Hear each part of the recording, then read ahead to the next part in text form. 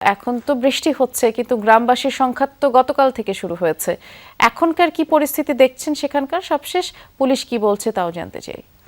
আপনাকে আন্তরিক ধন্যবাদ। আসলে আমিও সঠিক বলছেন আপনি, আমি বৃষ্টির মধ্যে দাঁড়িয়ে কিন্তু এই লাইভ করছি।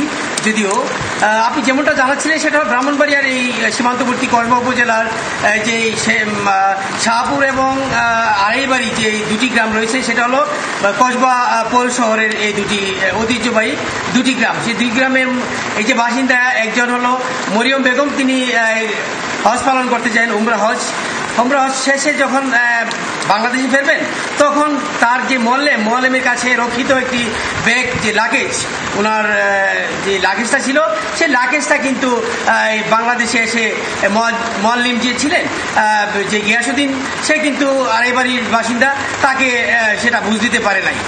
বুঝিয়ে না দেওয়ার কারণে কিন্তু যে মরিয়ম বেগম হজ যাত্রী, তার যে সেই নাতি স্বপন, এই বিষয়টা নিয়ে কিন্তু মোয়াল্লেম গিয়াসুদ্দিনের সাথে সম্প্রতি বাকবিতণ্ডা হয়। এক পর্যায়ে তাকে মারধর করা হয় ওই মরিয়ম বেগমের নাতিকে।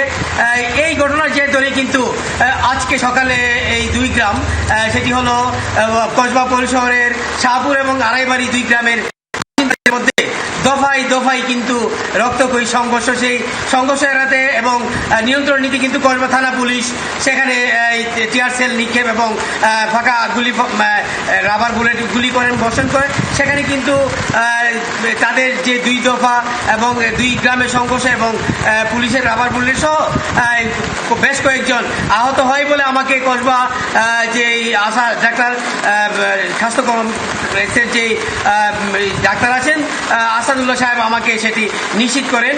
তবে এই বৃষ্টি চলা অবস্থায়ও এই দুই গ্রামে কিন্তু দফায় দফায় সংঘর্ষ চলছে বলে কসবা থানার ওসি নাজির সুলতান আমাকে জানিয়েছেন, এবং সেই সংঘর্ষ এড়াতে এবং নিয়ন্ত্রণে কিন্তু তারা অতিরিক্ত ফোর্স সহ এলাকায় রয়েছেন এবং পরিস্থিতি নিয়ন্ত্রণে রাখার চেষ্টা করছেন বলে আমাকে জানিয়েছেন নাজির সুলতান। বৈরী আবহাওয়ার মধ্যেও সংঘাত চলছে, যেমনটি বুঝলাম আপনার কথায়। ধন্যবাদ মিশু।